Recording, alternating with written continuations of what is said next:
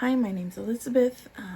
My presentation is based off of my research paper, Equal Opportunity, One Goal at a Time for Professional Female Athletes, where I discuss the current state of female sports, the wages of professional female athletes, I should specify, and then the disparities between professional male athletes and then professional female athletes.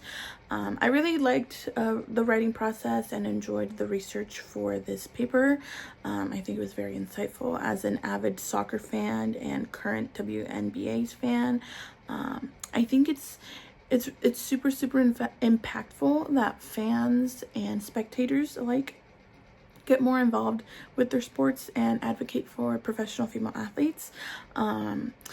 As somebody who participates in activities with sports and has played sports, I think it's super interesting to know all the intricacies that come together for female professional athletes.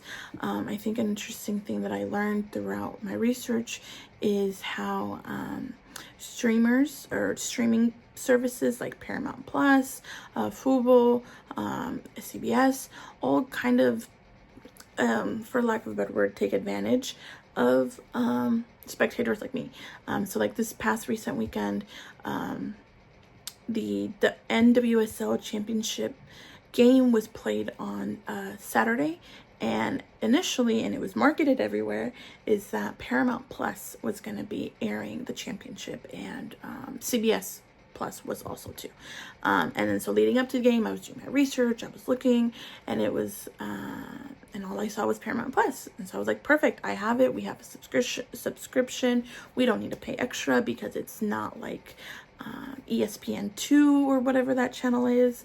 But then literally the hour that the game started, it ended up being that it was just one camera, and it was the star camera, which basically is they focus on one athlete and one athlete alone.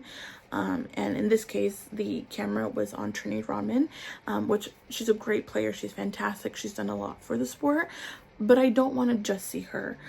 Somebody else that was also in the field that is also a star and is potentially retiring, is Marta from Brazil. And this is a player that has history. This is a player that has been active in the sport, behind the scenes, in front of the scenes. And this is somebody that is like, when you think female professional athlete, you think of her. So this is somebody that's super well known, and the star camera was on her for the last 15-20 minutes of the game. So it's like, I would have liked to have known that they were going to do this switch, but this was a last minute switch.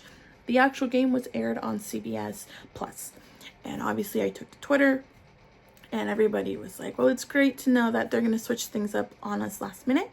Those that can pay for the extra obviously have access to the game, but then us that are not willing, or people that cannot afford an additional subscription on top of the regular subscription, we really do luck out, and we really do just miss out on games, miss out on exposure, miss out on having our viewership count towards viewership at the end, and when they do like the complete total spectators, at home, on the field, or in the stadium.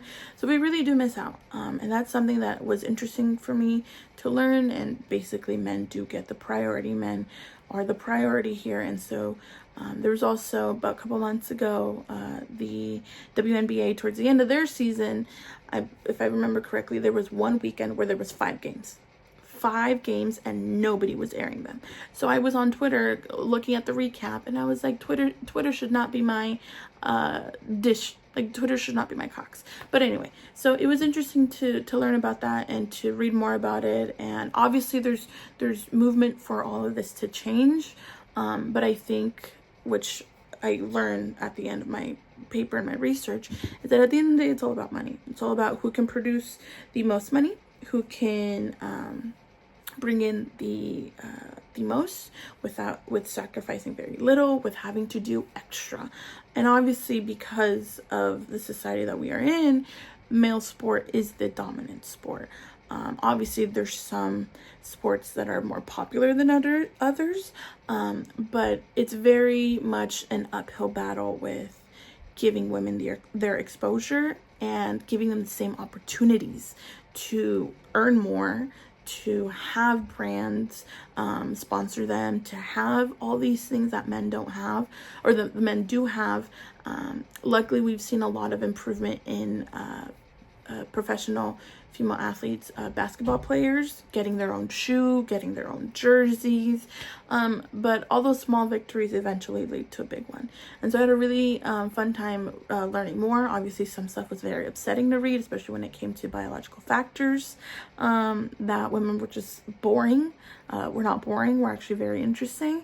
Yeah, I really enjoyed this process, and I really enjoyed learning more about the professional female athlete.